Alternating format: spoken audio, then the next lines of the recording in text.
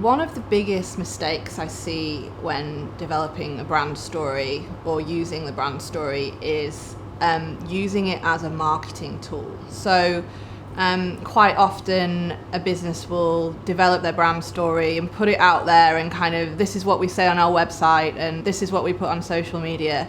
But then behind closed office doors, the way they act is very different. So there's a famous strategy expert who recently came out and said that your office is now a glass box.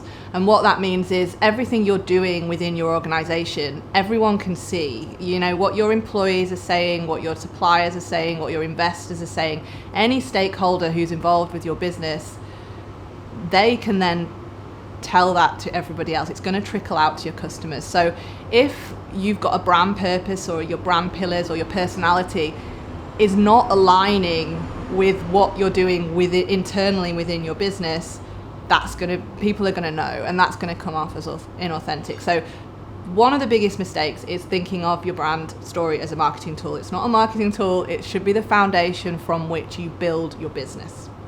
The second mistake I find when businesses are developing their brand story is thinking that overnight it's going to be a success and everybody's going to know what their brand stands for and everyone's going to be sharing their story. And it doesn't work like that, unfortunately. So it takes a long time for your story to get ingrained in the hearts and minds of your customers. It's not going to happen overnight, but once it does, the momentum will pick up and it will start adding to your bottom line in brand equity.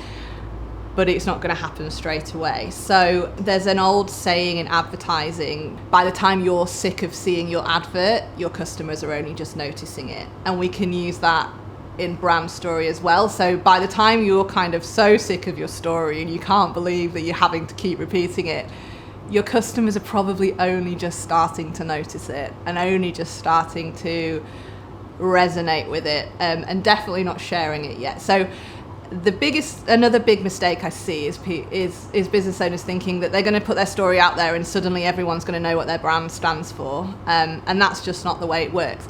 But once it does start working for you, it really will pick up momentum quickly and you will have an advantage that none of your competitors can have. The third big mistake that I see brands make when they're trying to develop their story is trying to be all things to all people. So it's important to be a people person, but not a people pleaser when you're developing your story. Stand up for something, stand out in the market, have a differentiator, but that's not to say that you need to be confrontational or direct. So a good example would be Tom's shoes. So for every consumer who buys a pair of Tom's shoes, Tom's donate a pair to a child in need. So they've got a really, really strong narrative. That's something that they stand up for and stand out for, but it's not to say that it's necessarily confrontational. So, people that align themselves with Tom's values will buy their product and will tell other people about that story. So it's important to not water yourself down to try and please everybody. It's important to stand up for what you believe in, and you'll find then that your customers or clients will stand behind you.